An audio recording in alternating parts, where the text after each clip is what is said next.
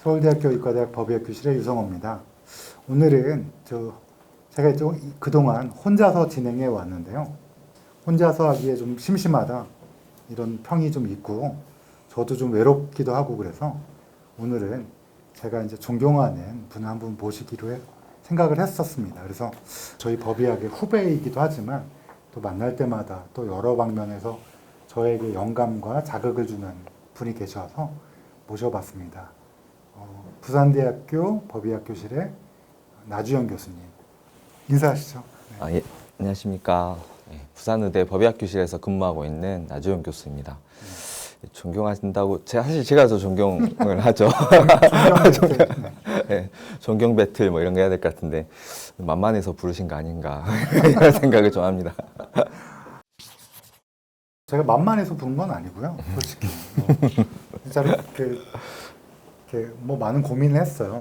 모셨는데 이제 또 시청률이 아니라 뭐지? 구독, 폭망 될 가능성도 있지 않을까 막 이런 생각도 하고 뭐 여러 생각을 했는데 그래도 제가 처음에 받았던 뭐 후배로서 많은 신선한 그 충격, 그리고 참 좋은 법의학자다 이렇게 느꼈던 분을 모시고 싶어서 몇 분이 계세요.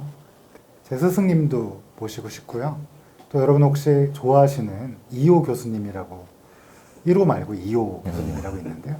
2호 교수님도 제가 한번 이호 교수님을 도와드린 적이 있기 때문에 한번 모시면 올라오시지 않을까 생각하고 있습니다. 만만해서 부른 건 나주영 교수님 처음 뵌 게 2008년인가요? 9년인가요? 네, 2008년 정도. 2008년? 네. 그때는 레지던트셨죠?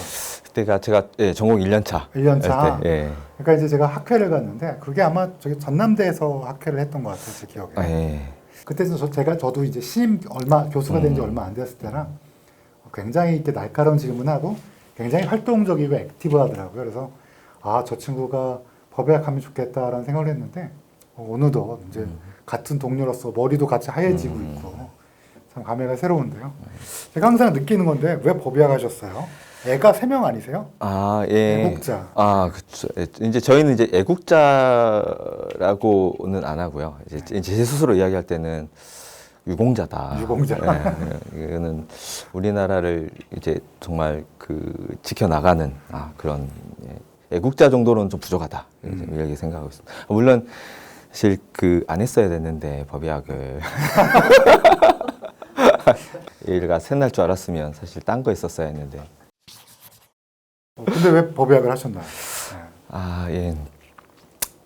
이제 좀 고급진 버전이 있고, 좀 덜 고급진 버전이 있는데. 네, 고급진 버전. 고급진 버전은 제가 이제 전공 선택하기 전에 이제 학교 다닐 때요.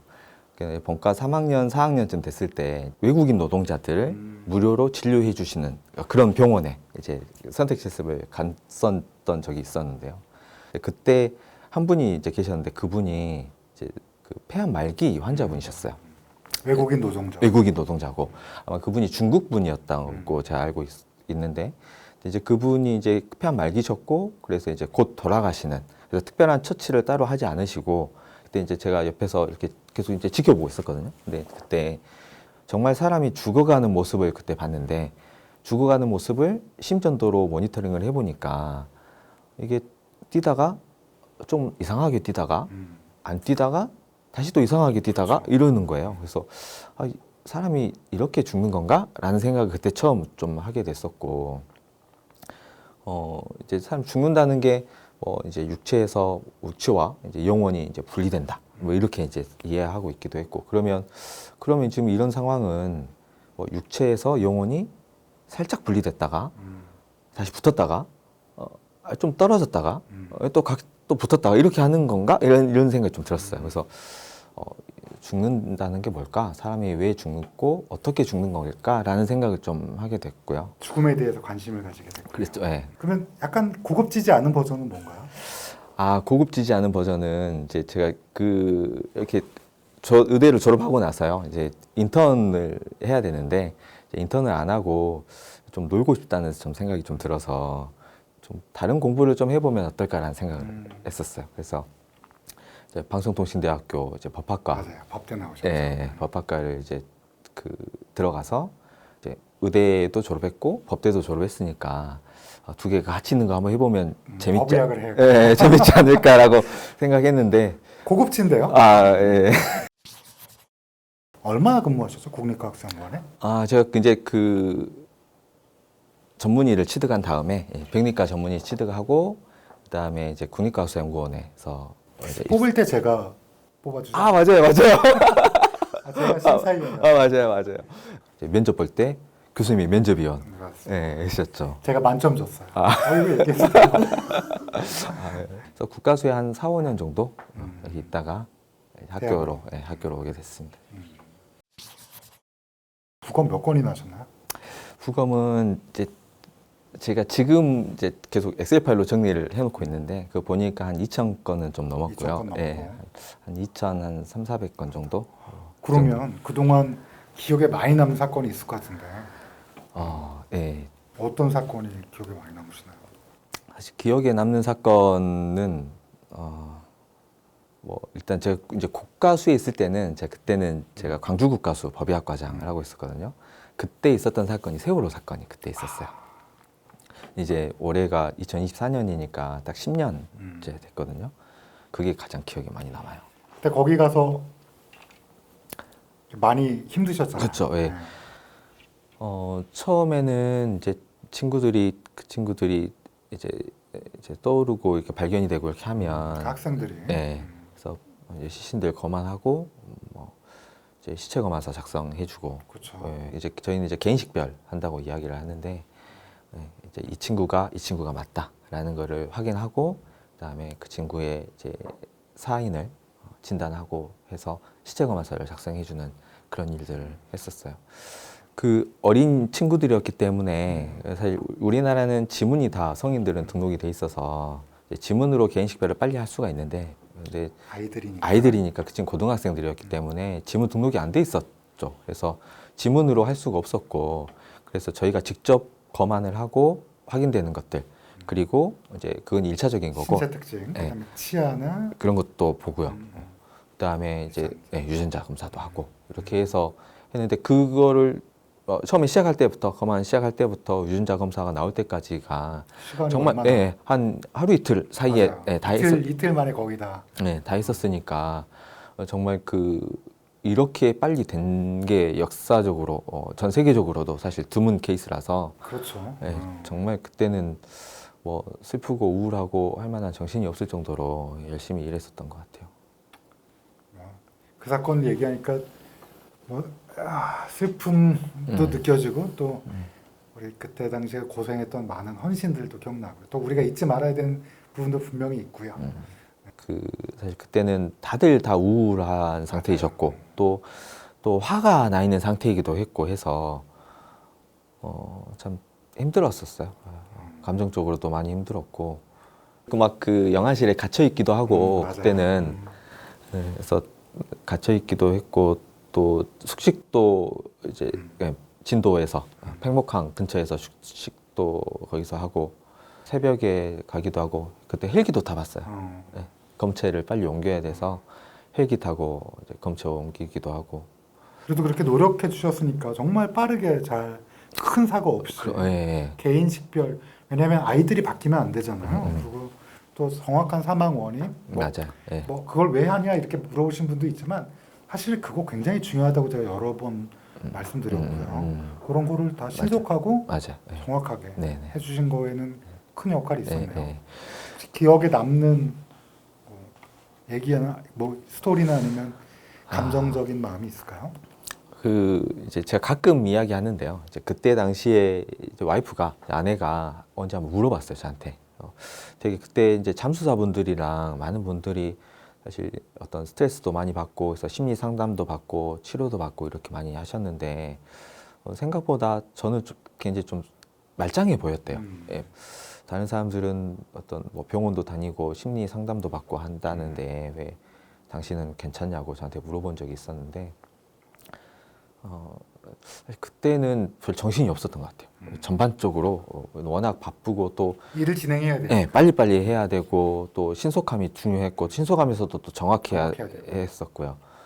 그래서 바쁘게 이렇게 지내다 보니까 그때는 차마 어떤 그런 뭐 우울함이나 그런 걸 좀 느끼기가 어려웠었던 것 같아요. 내가 그런 거에 우울함에 사로잡히거나 무너지면 사실 일이 안 돌아가니까 맞아요. 예. 그런 책임감도 있었을 것 같아요. 맞아요. 예.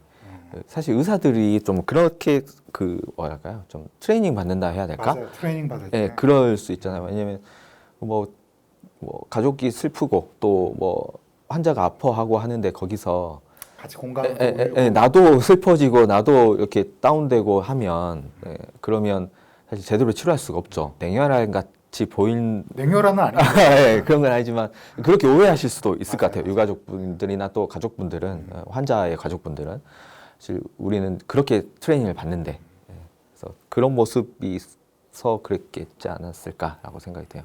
그래서 지금까지 괜찮으세요?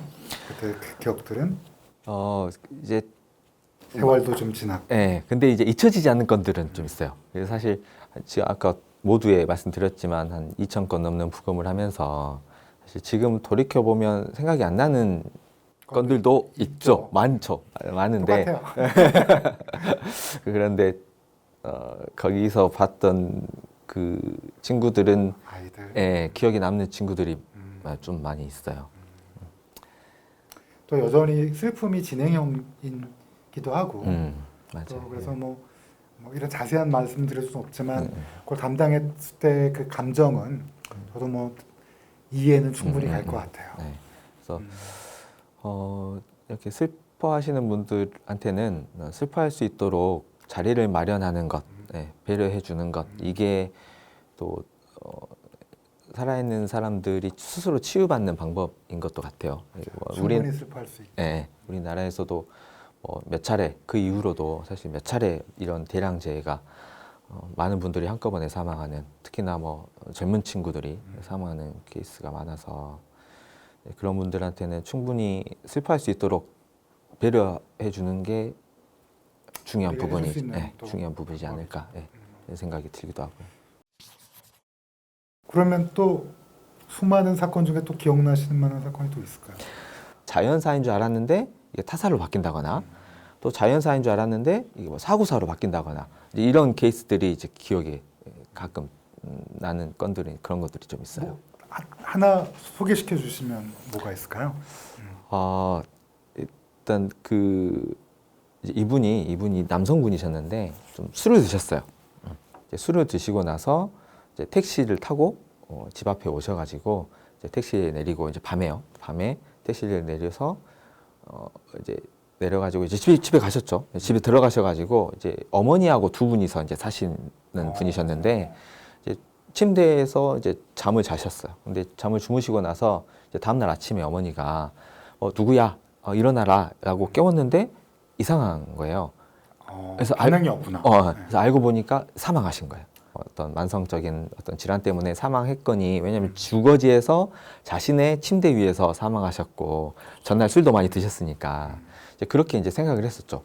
이렇게 생각하고 이제 부검을 이제 하게 됐어요. 부검을 했는데 부검하고 보니까 그 갈비뼈 골절이 여러 군데가 집안에서 주무셨는데 갈비뼈 골절이? 네, 갈비뼈 골절도 있었고 간파열도 간파열? 있고. 네. 간이 보통 오른쪽 갈비뼈 아래쪽에 위치하고 있거든요. 그래서 갈비뼈 골절되면 간파열이 이제 생길 수 있잖아요. 있죠. 네. 근데 간파열이 있고 혈복강이 있고 혈복강은 이제 피가 배에 가득 찬 거를 혈복강이라고 하는데 간이 파열되면 혈복강이 생기는 수가 꽤 있죠. 생길 수 있죠. 그래서 갈비뼈 골절도 있고 간파열도 있고 혈복강도 있는. 그러면 이거는 사실 자연사가라고 알 수가 없죠. 그래서 이거는 어떤 손상에 의한 외력에 의한 손상사다. 병사가 아니라 외인사로 바뀐 거죠. 네, 바뀐 거죠. 야, 근데 간파열될 정도면 사실 외력이 상당해야 되는데. 그렇죠. 상당해야 되죠. 수사를 해야 된다라고 말씀을 드렸고, 그래서 이제 수사를 했어요. 수사를 하고 나서 보니까 이제 밤이긴 한데 이제 그쪽 집 멀리서, 거기가 이제 주택이었거든요. 네. 주택인데 그 멀리서 찍고 있는 CCTV가 있었어요. 이제 어둡긴 해서 잘 안 보이긴 하지만 CCTV를 확인해 보니까 그분이 택시에서 내리는 게 찍혀 있고, 그다음에 이제 집 앞까지 이제 걸어가는 게 이제 찍혀 있는. 그때까지는 문제가 예, 없고. 거기. 근데 이제 거기서 누워서 자버려요, 그분이. 예, 집 앞에서. 그 다음에 CCTV를 계속 돌려보니까 차가 한 대 와요.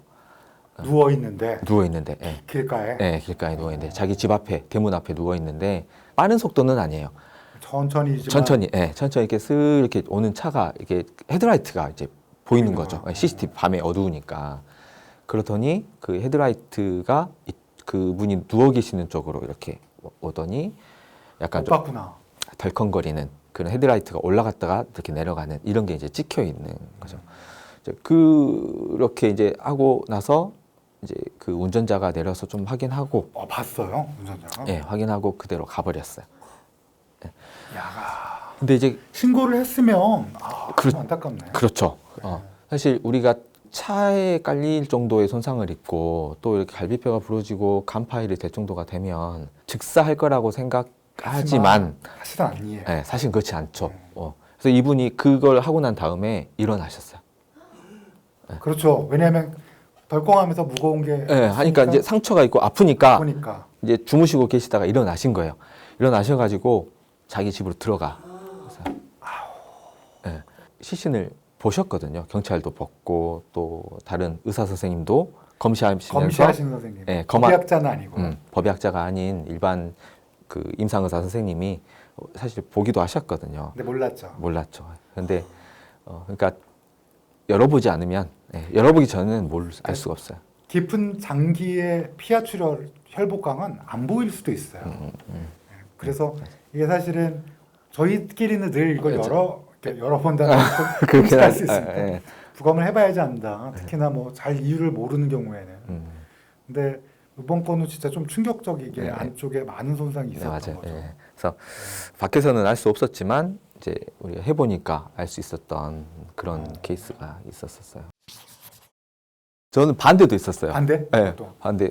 이분은 한 80대 정도 되시는 할아버지신데 평소에 좀 우울증이 있으셨고 죽고 싶다는 말도 좀 하셨었대요. 그런데 이제 혼자 이제 주무시다가 이제 돌아가셨죠. 돌아가시는데 이제 80대 노인분이 예. 혼자 겨- 주무시다가 예. 근데 겨울이라서 이분이 목폴라를 입고 계셨어요. 예, 목폴라를 입고 계셨는데 이제 부인이 있으셨어요. 이제 딱 각방을 쓰긴 했지만 그래서 부인이 있으셨고 그래서 부인이 와서 아침에 일어나라고 했는데 안 일어나시는 거예요.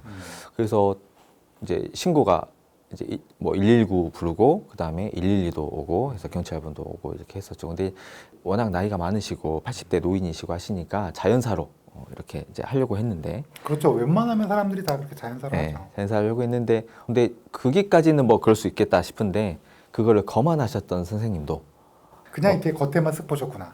옷도 그대로 입은 상태에서 그냥 그렇게 하고 그냥 자연사로 이렇게 심장사 뭐 이런 식으로 이제 거만을 하셨던 거죠. 그 이제 경찰 분이 이제 옷을 벗겨서 이제 거만을 해보니까 해보니까 해보니까 목에 이 목폴라 있는 부분에 뭔가가 있다. 있었어요. 그게 이제 나중에 확인해 보니까 그게 케이블 타이. 케이블 타이. 케이블 타이였어요. 케이블 타이가 굉장히 세잖아요. 이렇게 찍 하고 이렇게 조이면 그대로 딱 고정이 되니까 굉장히 압박이 많이 되죠. 네. 그래서 물론 이제 사인은 이제 자교사 이제 본인이 끈을 이용해서 이제 사망한 이제 그런 목을 졸라서 이제 사망한 그런 케이스였는데 이제 그분이 목폴라를 입고 계셨기 때문에 알 수가 없었어요. 그래서 현장에서도 유가족도 알 수 없었고 그만할 때는 옷을 다 벗겨서 해야 그럼요. 그게 원래 원칙인데. 해야 되는데 그분들이 법의학을 전공하신 것은 아니니까 저희처럼 시신을 볼 수 있는 것은 아니니까요. 근데 우리나라는 좀 맹점이랄까요? 근데 그게 의사가 아니면 사실은 우리가 다 1년에 30만이 넘는 분이 돌아가시니까 그렇죠. 할 수도 없고 우리가 다 커버할 수는 없으니까 어쩔 수는 없는 일이겠죠. 그렇죠. 그래서 교육이 필요합니다. 법의학 교육이 필요합니다.